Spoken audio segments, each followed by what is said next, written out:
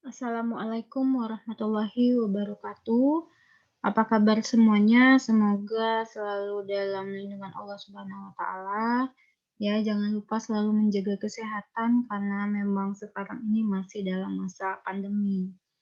Nah, pada mata kuliah Psikologi Umum 2 kali ini, saya akan menjelaskan materi kita yaitu tentang motivasi dan emosi. Sepertinya tidak asing lagi ya kalau mendengar kata motivasi dan emosi. Nah, ini saya tampilkan satu kisah ya. Aaron Ralston termotivasi untuk terus bertahan hidup dengan memotong lengannya, supaya apa? Untuk membebaskan dirinya dari batu yang menjepitnya pada saat panjat tebing. Nah, jadi dia ingin bertahan hidup dengan cara memotong lengannya karena terjepit saat panjat tebing. Lalu kita definisikan dulu nih, apa sih itu motivasi? Nah, motivasi itu berasal dari kata Latin, bahasa Latin, movere yang berarti berpindah atau to move.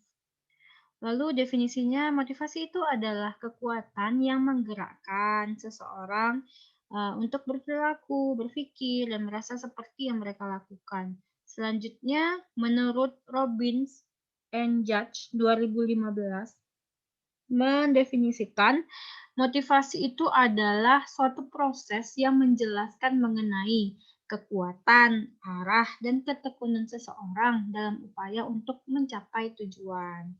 Nah, kemudian definisi berikutnya menurut Greenberg dan Barong menjelaskan di sini ada 3, arousal, direction, and then maintenance. Jadi kata kuncinya ada 3 di sini, motivasi itu. Yang pertama adalah arousal. Jadi arousal ini adalah sesuatu yang membangkitkan ya, yang berkaitan dengan dorongan atau drive atau energi di balik perilaku yang akan kita munculkan. Kemudian yang kedua direction, arah gitu ya. Di sini direction adalah arah tindakan yang diambil untuk mencapai kebutuhan. Dan yang terakhir itu adalah maintenance, perawatannya. Jadi seberapa lama orang akan bertahan pada pilihan yang dibuatnya untuk mencapai tujuan tersebut. Pilihan apa? Jadi pilihan berlakunya untuk mencapai tujuan itu. Jadi konsistensi ya, semacam itulah.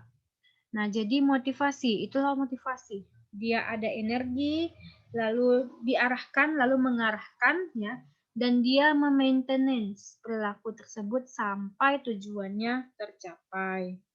Nah, ada beberapa pendekatan motivasi dalam kehidupan sehari-hari yang kita bahas. Ada teorinya Abraham Maslow ya, sangat-sangat terkenal ini. Teorinya tentang hierarki kebutuhan, kemudian ada teori determinasi diri, ada motivasi intrinsik versus ekstrinsik. Kita bahas yang pertama, ada teori hierarki Abraham Maslow. Nah, ini seperti diibaratkan seperti piramida ya, yang membagi kebutuhan manusia itu ternyata ada 5 menurut Abraham Maslow. Nah, menurut Maslow di sini, oh ya ternyata kebutuhan manusia itu berjenjang, bertingkat. Maksudnya apa? Maksudnya adalah kebutuhan eh, tertentu yang harus terpenuhi dulu sebelum kebutuhan yang lainnya gitu ya. Misal dari kebutuhan fisiologi atau kebutuhan dasar ya, kebutuhan lapar dan haus. Nah, lapar dan haus ini harus kita akui bahwa ini adalah kebutuhan yang lebih penting dibandingkan yang lain. Ini harus kebutuhan utama yang harus kita penuhi dulu ya. Jadi kebutuhan lapar dan haus diakui atau tidak, lebih penting kebutuhan haus ya. Misal nih, kita sedang kelaparan dan kehausan. Nah, ketika ada air, ada makanan, ya pasti kita semua memilih air dulu, kita minum dulu ya. Karena memang orang itu nggak tahan haus. Mungkin tahan nggak makan lebih lama daripada nggak minum gitu ya. Berarti minum itu lebih penting daripada makan. Nah, sekarang malah makanan itu sendiri juga bisa dibuat seperti minuman. Kalau kayak di iklan-iklan gitu ya, kita lihat ada iklannya minum makanan bergizi gitu katanya kan. Lah, ini minuman atau makanan ya? Makanan kok minuman ya? Nah itu. Jadi memang kebutuhan minum itu lebih penting dibandingkan kebutuhan makan. Nah, itu ya, jadi memang ada perankingannya gitu, istilahnya, ada perankingannya. Lalu misalnya nih, antara tadi makan dan minum, minum itu ternyata jauh lebih penting. Kemudian ada lagi kebutuhan dasar berikutnya, misalnya gitu, ada kebutuhan seks. Nah, seks itu ternyata nggak lebih penting daripada kebutuhan makan ya. Kita itu bisa nggak melakukan seks berkali-kali, berbulan-bulan, buktinya yang jomblo-jomblo gitu ya tetap hidup kan, tapi, kita tetap butuh makan. Jadi rankingnya ya di bawah makan itu, ada kebutuhan, apa namanya, mungkin, seksualitas atau istirahat, tapi di atas kebutuhan makan itu ada yang lebih penting, yaitu air. Di atas air itu ada lebih penting lagi, yaitu udara. Nah, kalau misalnya nih, kita kehausan tapi juga mulut kita dikekep ya, dibekap gitu sama orang gitu. Mana yang kita pilih dulu ya? Tentunya kita pilih itu bernafas dulu ya kan, kita buka dulu yang mulut kita yang ditutup itu, karena ini kan taruhannya nyawa gitu kan, sedangkan minum itu juga urusan nyawa, tapi rankingnya udara dulu, baru minuman dulu. Nah, begitu ya, jadi memang dia seperti, kebutuhannya itu berjenjang. Cara berpikirnya seperti itu. Oh, ternyata kebutuhan manusia itu berjenjang dari nanti yang paling dasar sampai nanti ke yang paling akhir atau yang paling tinggi yaitu aktualisasi diri. Nah, tapi jangan dikira yang paling rendah itu disepelekan ya. Justru malah, yang paling rendah itulah yang paling penting. Yang di atas itu bisa ditunda, tapi yang di bawah itu nggak bisa kita tunda. Nah, untuk memenuhi level yang di atas, yang di bawah itu harus kita penuhi dulu, baru yang bisa di atas kita penuhi.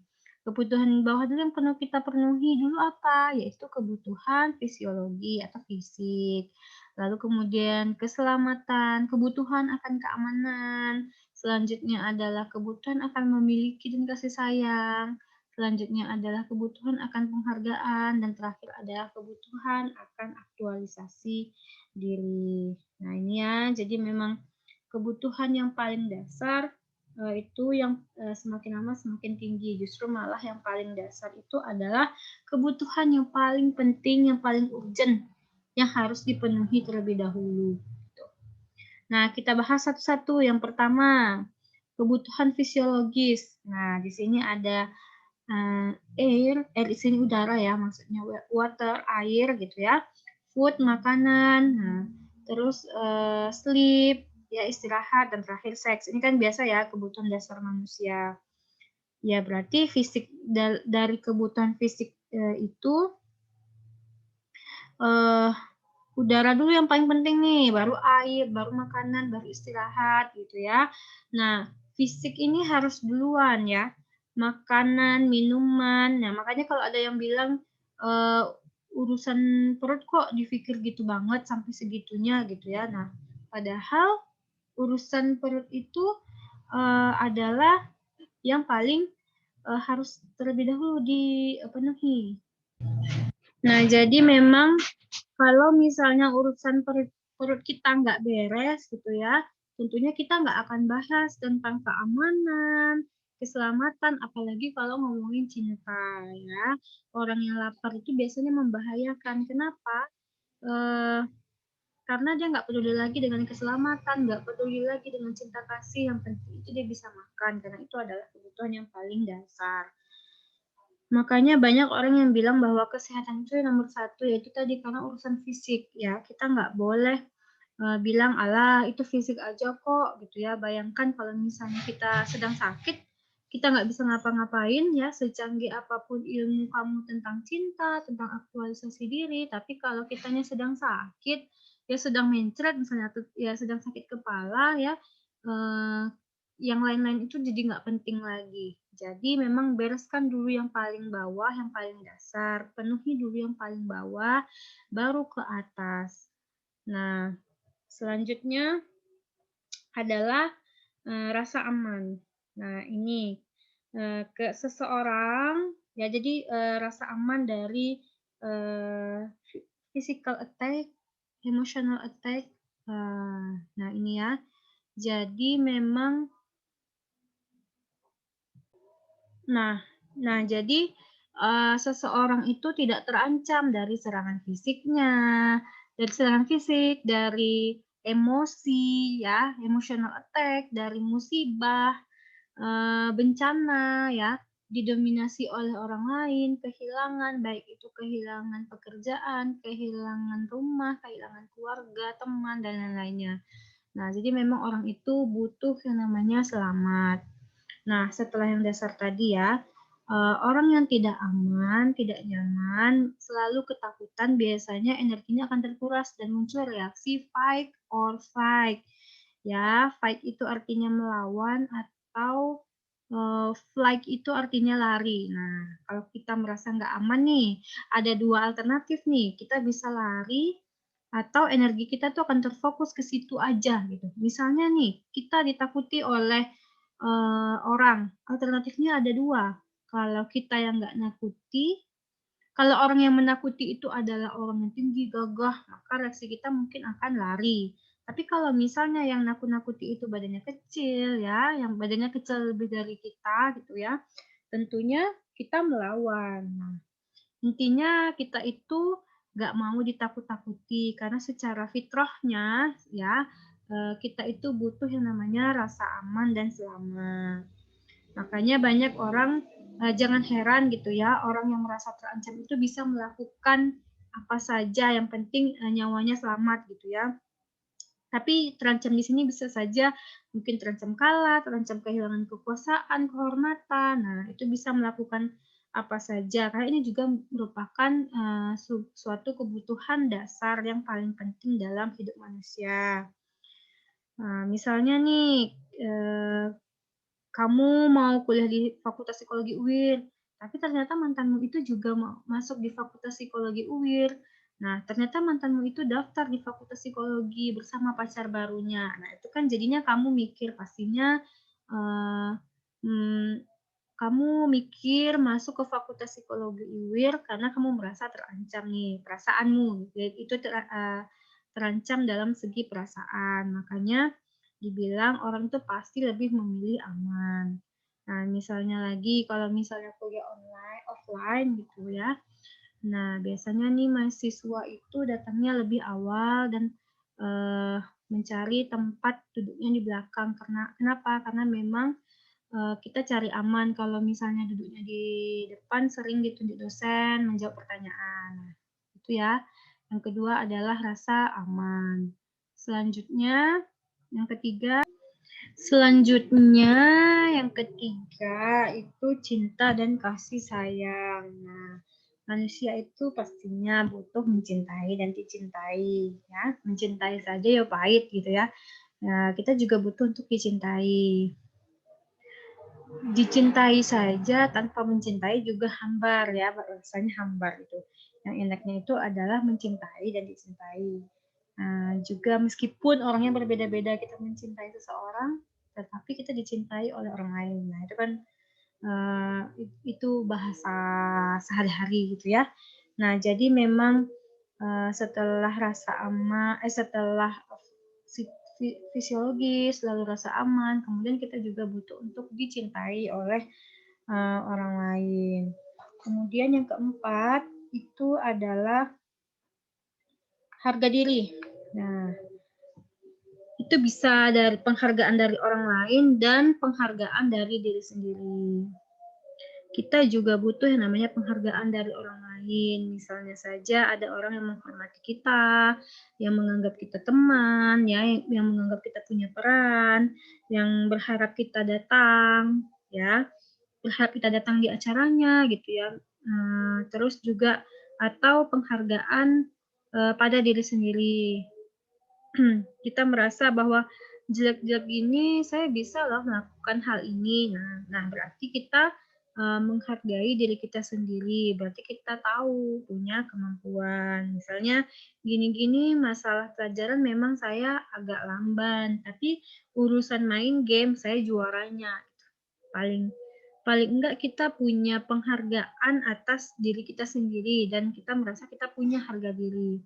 Walaupun saya itu nggak punya apa-apa, Bu, tapi saya orangnya ya jujur lah, Bu. Nah, itu kan berarti kamu menghargai dirimu di aspek itu, gitu ya.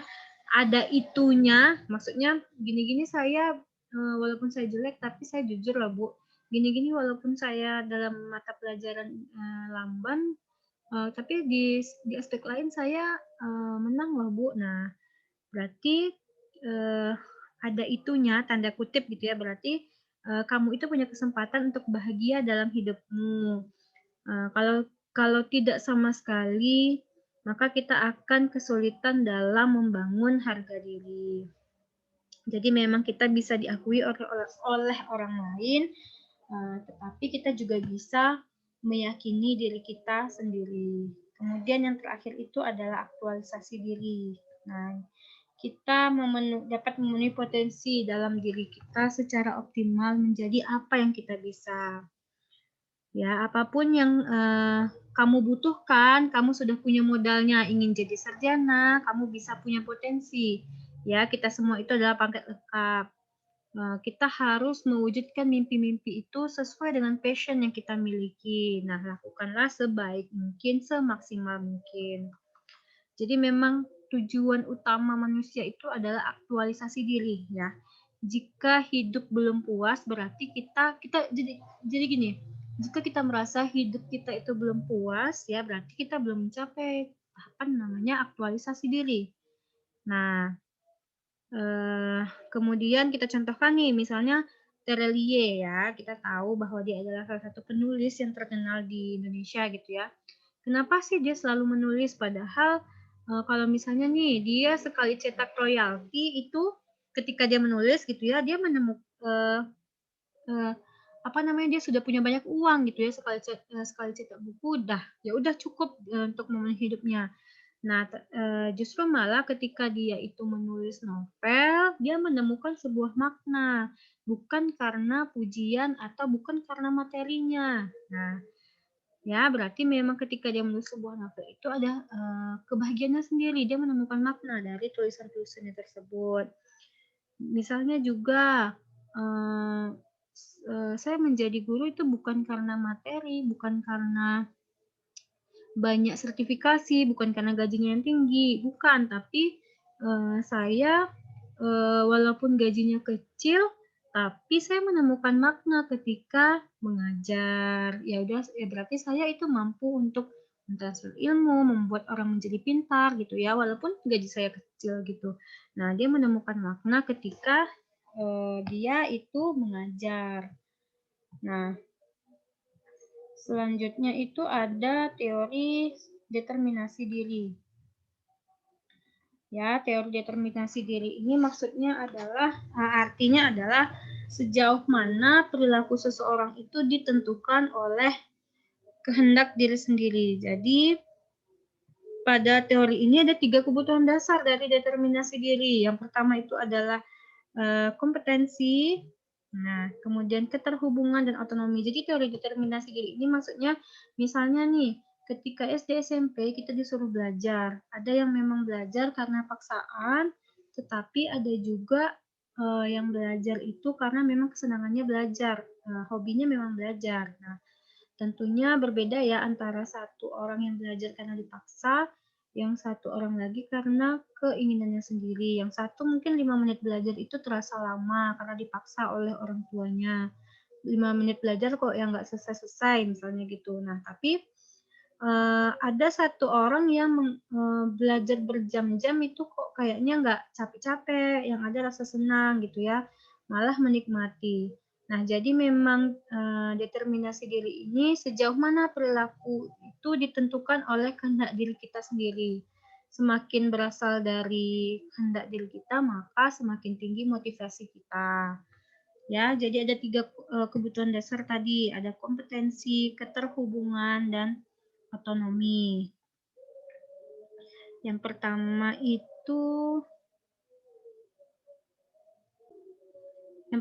itu adalah otonomi. Nah, otonomi ini adalah kebutuhan untuk merasa mampu menentukan nasib sendiri dan memiliki kontrol terhadap pilihan-pilihan dan perilaku dalam hidup sehari-hari. Kita merasa dalam melakukan sesuatu itu atas otonomi, ya, atas kemauan kita. Jadi kita yang punya kontrol atas apa yang kita lakukan. Contoh tadi, misal kita ambil jurusan psikologi itu karena siapa sih? Apakah memang karena kemauan kita sendiri atau karena kemauan orang tua. Nah, kalau misalnya kemauan orang tua, nanti kalau nggak ambil psikologi itu nggak dibayarin orang tua SPP. Nah, di sini terlihat bahwa jawaban eh, yang kalian jawab tadi, misalnya kenapa masuk jurusan psikologi? Oh, karena orang tua, Bu. Oh, karena keinginan saya sendiri, Bu. Nah, jika ada jawaban nih, karena kemauan kita sendiri, karena kemauan orang tua. Nah, dari jawaban kalian itu nanti terlihat bahwa apakah karena otonomi atau tidak. Nah, yang otonomi itu seperti apa? Yang otonomi itu adalah ya saya yang milih jurusan psikologi itu sendiri, Bu, atas kemauan saya sendiri. Saya itu serius, Bu, dalam mendalami psikologi karena misalnya nanti saya akan mau jadi psikolog. Nah, kalau misalnya nih kita nggak betah kuliah di psikologi, nah itu mungkin saja karena memang kita nggak punya otonom gitu, karena memang mungkin psikologi itu nggak pilihan kita, tapi pilihan orang tua. Kemudian yang kedua ada kompetensi, yaitu kebutuhan yang berkaitan dengan prestasi, pengetahuan, keterampilan. Nah, selain kita menentukan sesuatu atas kemauan kita sendiri dan juga kita butuh yang namanya kompetensi atau kemampuan. Jadi memang kita itu perlu yang namanya punya skill. Ya, skill untuk menguasai sesuatu yang bisa kita banggakan. Misalnya, kenapa sih kamu ambil jurusan bahasa Arab? Ya, banyak alasan kenapa saya mau jurusan bahasa Arab, Bu. Misalnya, saya ingin bisa nulis tulisan Arab, bisa ngomong bahasa Arab, baca tulisan Arab. Nah, tiga kompetensi ini yang menjadi skill kita, yang kita harapkan agar bisa nantinya dalam belajar bahasa Arab itu meningkat kompetensi kita gitu ya. Kita bisa baca tulisan Arab, kita bisa menulis Arab, kita bisa ngomong Arab. Nah, tiga kompetensi ini yang ingin kita harapkan. Nah, selanjutnya itu yang ketiga itu adalah keterhubungan atau keterikatan. Kebutuhan untuk merasa terhubung dan saling terikat dengan orang lain atau sense belonging. Ya, kemudian pentingnya dukungan sosial dari orang yang memiliki kesamaan minat. Istilahnya nih, kalau kita pengen, kalau kita punya motivasi atau semangat, ya harus sama dengan orang yang minatnya sama juga. Kalau misalnya kalian mau ngafal Al-Quran, misalnya, ya berarti kumpullah dengan orang-orang yang sama minatnya dengan kalian, yang pada akhirnya bikin kita semangat. Nah, ya, tapi sekarang banyak ya pertemanan itu malah kebalikannya. Kitanya mau baca ngafal Al-Quran, tapi teman itu kayak setan gitu ya. Nah, kayak suka menggoda gitu ya. Ngapain sih kamu buat ngafal Al-Quran? Ngapain sih kamu belajar? Toh juga misalnya ujiannya online kok. Nah, itu yang bikin malah kita nggak termotivasi untuk belajar. Makanya emang harus kita cari teman yang suportif, yang minatnya sama dengan kita.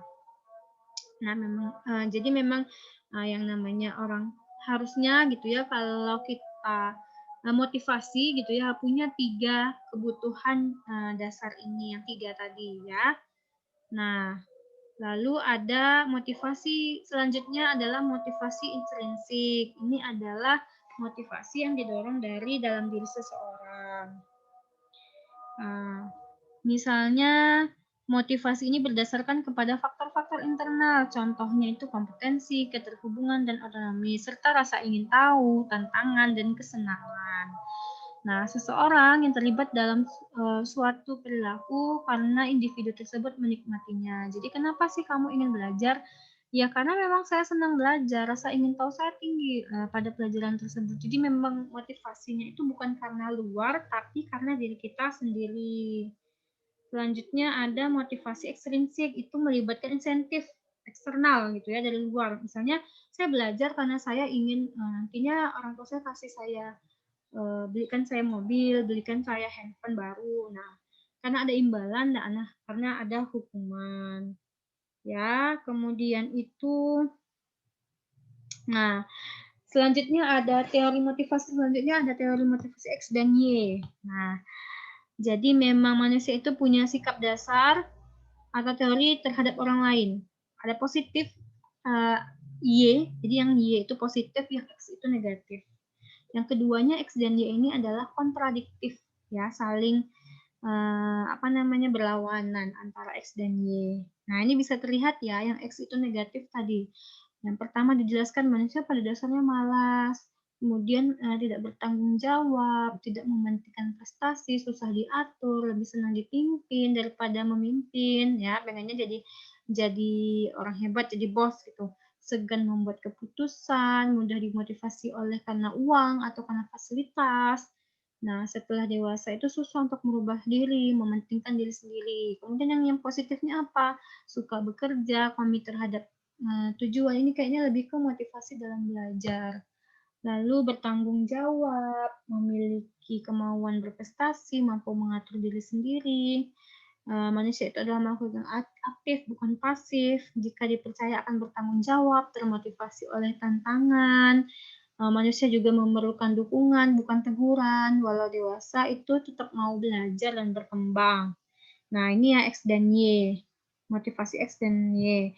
Nah, mana yang paling diyakini atau mana yang lebih diyakini? Pastinya orang itu paling banyak berada di tengah-tengah antara X dan Y. Nggak jelek-jelek amat, nggak positif-positif amat. Gitu ya. Bahaya yang mana? Secara lisan kita bilang kita orang baik, tetapi dalam tindakannya yang positif gitu. Tetapi dalam tindakan kita yang negatif. Itu yang bahaya. Nah, dalam bekerja mana yang mampu memotivasi dalam bekerja? Nah, mengusahakan agar keyakinan seseorang itu berada pada teori Y, ya, yang positif-positif. Jadi memang cenderungnya manusia itu berada di tengah-tengah. Kadang mungkin merasa malas, tapi di satu sisi kadang inginnya rajin gitu. Jadi berada di tengah-tengah kebanyakan manusia. Nah, selanjutnya kita belajar tadi kan motivasi dan emosi. Selanjutnya adalah materinya emosi. Apa itu? Emosi itu adalah bagian dari perasaan ya. Nah, memang pada hakikatnya manusia, individu itu punya emosi. Kita semuanya punya emosi. Dari kita bangun tidur sampai kita tidur lagi di malam hari, itu kita pasti mengalami berbagai macam pengalaman yang menimbulkan berbagai macam emosi pula ya. Pada saat makan dengan keluarga misalnya kita merasa gembira ya, atau misalnya dalam perjalanan menuju kampus kita merasa jengkel karena terkena macet atau lagi panas, moodnya jelek gitu ya. Nah, mood-nya jelek karena nanti pada pas di kampus ternyata dosennya marah-marah atau ternyata terlambat gitu ya. Nah, semua itu adalah luapan emosi kita. Jadi memang setiap hari itu pasti kita yang namanya itu mengalami berbagai macam emosi. Nah, banyak yang bilang emosi itu berarti marah. Enggak ya. Emosi itu adalah sifatnya netral. Jadi memang emosi itu ada banyak, nggak hanya marah saja. Marah itu adalah bagian dari satu bagian saja dari emosi. Nah ini, emosi itu ada dua, ada yang positif, ada yang negatif. Yang positif itu apa ya? Yang baik-baik, misalnya kenikmatan. Kenikmatan di situ bisa berupa bangga, bahagia, gembira, riang, tertawa, tersenyum, ya, merasa puas. Nah, itu kenikmatan. Lalu ada emosi positif selanjutnya, cinta. Nah, di dalam cinta misalnya ada persahabatan, kepercayaan, kasih sayang, kemesraan, ketulusan. Nah, ini kan termasuk ke dalam jenis-jenis emosi positif. Selanjutnya ada emosi negatif. Ada amarah, bisa aja ngamuk. Nah, itu kan jengkel, nah beringas. Lalu ada kesedihan, pedih, suram, putus asa. Nah, takut, ada cemas, gugup, ragu, khawatir, was-was. Nah, itu kan termasuk ke dalam bagian-bagian jenis emosi. Ini maksudnya benci ya, benci. Selanjutnya ada, nah itu adalah jenis emosi. Nah, selanjutnya ada namanya jenis teori emosi. Nah, yang kita bahas ada dua, teori logika umum atau common sense, dan yang terakhir adalah James Lange. Yang pertama, teori logika umum atau common sense yang mengatakan bahwa stimulus itu mendorong emosi, menghasilkan perasaan emosi, dan kemudian perasaan ini menghasilkan perubahan fisiologis dan perilaku. Jadi mengaitkan emosi dengan reaksi fisiologis. Jadi saya contohkan nih di gambar, ya ada gambar hewan anjing. Kemudian ada rasa takut, kemudian lari. Nah, jadi memang ketika misalnya seseorang, individu, lihat anjing, gitu ya, lalu muncul dulu rasa takut. Nah, kita takut dulu nih, gitu ya. Takut dulu yang muncul. Nah, setelah itu muncul reaksi fisiologis. Reaksi fisiologisnya apa? Bisa saja berteriak atau berlari ketemu anjing. Mungkin bisa saja dia punya pengalaman jelek terhadap anjing, pernah dikejar anjing gitu ya. Jadi merasa takut dulu, emosinya takut, lalu lari. Selanjutnya, teori emosi selanjutnya, jadi emosi timbul setelah terjadinya reaksi psikologis. Nah, ini berkebalikan dari teori yang pertama. Nah, kalau tadi kita rasa takut dulu muncul baru lari, kalau ini lari dulu baru muncul rasa takut ya. Emosi di sini yaitu rasa takut muncul setelah reaksi fisiologis dan gerakan tubuh. Misalnya, nih melihat sesuatu yang menakutkan. Kemudian kita bereaksi secara fisik nih terlebih dahulu lalu muncul emosi. Ya, emosi yang berkaitan dengan aspek fisiologis misalnya tadi ya lari, kemudian berteriak. Nah, sama satu lagi misalnya nih, manusia takut dengan virus sekarang yang lagi berkembang corona. Secara disadari atau tidak, ketika level kita, tingkat kecemasan kita tinggi, nah itu berpengaruh pada fisiologis kita ya. Jadi kita sakit-sakitan, merasa cemas. Nah, jadi memang ini dua teori pada teori emosi. Kemudian selanjutnya itu ada emosi dan budaya. Emosi dan budaya. Nah, ekspresi dari emosi ini berpengaruh dari budaya di mana individu itu dibesarkan. Ya.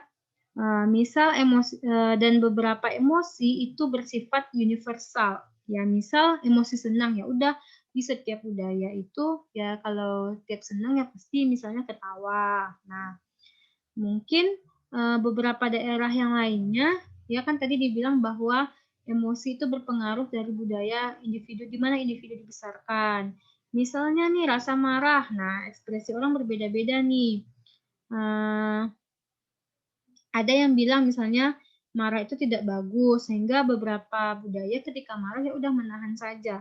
Tetapi ada yang budaya lain yang ketika marah itu lebih ekspresif, mengeluarkan unek-uneknya gitu. Yang satu menahan, yang satu lebih ekspresif, tergantung budaya di mana kalian dibesarkan.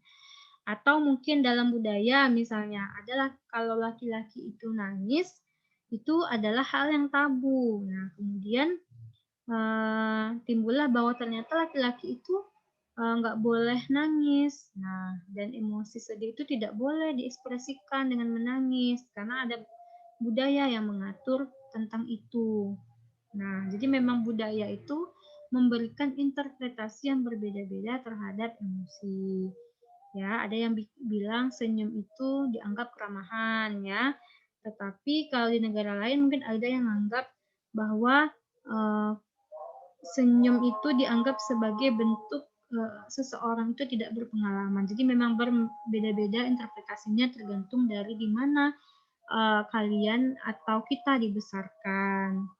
Nah, itu sih dari materi hari ini. Kalau misalnya ada pertanyaan boleh ditanyakan di e-learning. Terima kasih sudah mendengarkan, memahami apa yang saya sampaikan. Semoga paham ya. Saya akhiri dengan wabillahi taufiq wal hidayah. Wassalamualaikum warahmatullahi wabarakatuh.